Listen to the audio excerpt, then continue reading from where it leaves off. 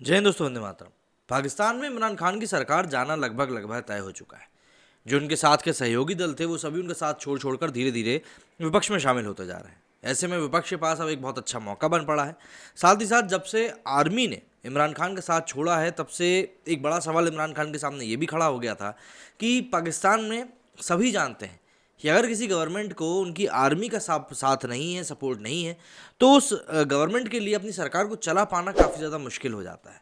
इन हालातों में इमरान खान फिर भी एक भभकते हुए दिए की तरह लड़ रहे हैं, लेकिन उनका बुझना तय है, ये उनके देश में और बाहर विदेश में भी सभी लोग जानते हैं। पाकिस्तान के इतिहास में अभी तक किसी प्रधानमंत्री ने 5 साल की नाबाद पारी नहीं खेली है। अब इसमें मौजूदा पीएम इमरान खान का नाम भी शुमार होने जा रहा है। इमरान खान के पास अभी भी क्रीज पर 17 महीने का कार्यकाल बचा हुआ है, लेकिन विपक्ष ने उनके खिलाफ नेशनल असेंबली में अविश्वास प्रस्ताव लाकर रनआउट की अपील कर दी है। 31 मार्च से इस प्रस्ताव पर बहस शुरू होनी है, लेकिन विपक्षी हंगामे के बाद नेशनल असेंबली 3 अप्रैल तक के लिए स्थगित कर दी गई है। तो यहाँ पर हम समझने वाले ये हैं कि भाई आखिर अगर पाकिस्तान के कप्तान ने बहुमत को खो दिया, पाकिस्तान की सियासी पिच पर आगे कौन कौन से ऐसे सिनेरियोज हैं जो कि बन सकते हैं। इमरान की कुर्सी जाने का भारत पर आखिर इसका क्या असर होगा, तो इन्हीं सब चीज़ों के बारे में आज हम बात करेंगे।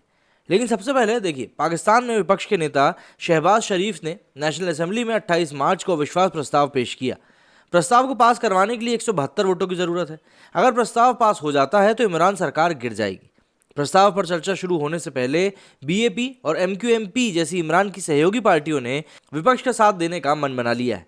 इससे नेशनल असेंबली में वोटों का गणित बेहद रोचक होता जाता है। नेशनल असेंबली के नंबर गेम से साफ है कि अविश्वास प्रस्ताव पर वोटिंग के बाद पाकिस्तान की इमरान सरकार गिर सकती है। ऐसे में समझने वाली बात यह है कि पाकिस्तान की सियासत में आगे कौन कौन से सिनेरियोज बन सकते हैं। देखिए, सबसे पहले तो अगर असेंबली भंग करके इमरान जल्दी चुनाव की घोषणा कर दें तो ये हो सकता है। मतलब इमरान सरकार का कार्यकाल पूरा होने में अभी भी 17 महीने बचे हैं, लेकिन अविश्वास प्रस्ताव का सामना करने से बचने के लिए वो जल्दी चुनाव की घोषणा कर सकते हैं। इमरान सरकार के इंटीरियर मिनिस्टर शेख राशिद अहमद ने इन सिनेरियोज की तरफ साफ तौर पर इशारा किया है। 24 मार्च को एक प्रेस कॉन्फ्रेंस में शेख राशिद ने कहा था कि जो लोग पाला बदल रहे हैं उन्हें याद रखना चाहिए कि देश में जल्दी चुनाव भी कराए जा सकते हैं। इसके बाद अविश्वास प्रस्ताव पास अगर हो जाए तो देश को नया पीएम मिलेगा। सीधी सी बात है, अगर अविश्वास प्रस्ताव पर वोटिंग होती है तो इमरान सरकार के गिरने की संभावना पूरी है। इस कंडीशन में नई सरकार बनाने का दावा पेश किया जाएगा। नए प्रधानमंत्री के लिए पीएमएल-एन के शहबाज शरीफ का नाम सबसे ऊपर है। वो पाकिस्तान के पूर्व प्रधानमंत्री नवाज शरीफ के भाई हैं। इसके अलावा नई सरकार में पीपीपी के अलावा भुट्टो जरदारी को भी अहम जिम्मेदारी मिल सकती है। ये सरकार अगस्त 2023 तक का कार्यकाल पूरा करेगी। उसके 60 दिनों के अंदर चुनाव कराए जाएंगे।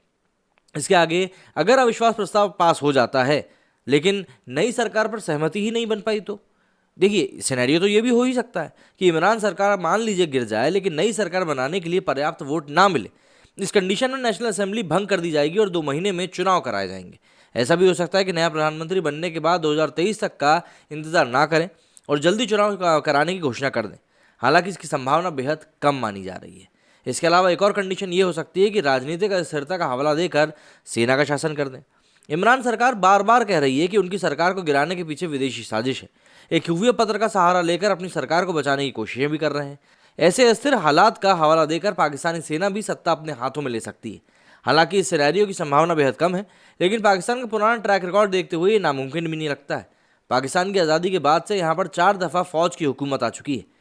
पाकिस्तान की इमरान सरकार गिरने से भारत के साथ रिश्तों पर कुछ खास असर पड़ने की संभावना नहीं। पाकिस्तान के वरिष्ठ पत्रकार अरशद यूसुफजई कहते हैं कि इसके पीछे सबसे बड़ा कारण है कि पाकिस्तान के बड़े फैसले अक्सर सेना और खुफिया एजेंसीज लेती हैं। हिंदुस्तान से संबंध हो, अफगान पॉलिसी हो, चीन के साथ संबंध हो, ये सब अक्सर इस्टेब्लिशमेंट कराती है। सरकारों के आने जाने से इस पर कोई खासा असर नहीं पड़ता।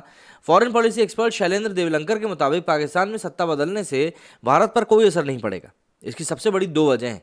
पहली की गठबंधन की खिचड़ी सरकार के पास इतना वक्त नहीं होगा कि वो भारत को लेकर कोई नई पॉलिसी लागू कर सके। दूसरा, वहाँ की रियल पावर पाकिस्तानी सेना के हाथों में है, तो जाहिर सी बात है इन चीज़ों के कारण कोई भी चीज़ें ज़्यादातर बदलने के उसमें दिख नहीं रही हैं। तो ऐसे में इमरान खान सरकार के सामने सबसे बड़ा जो एक हथियार है वो यही है कि वो खुद ही अपनी सरकार को भंग कर चुनाव की घोषणा कर दे।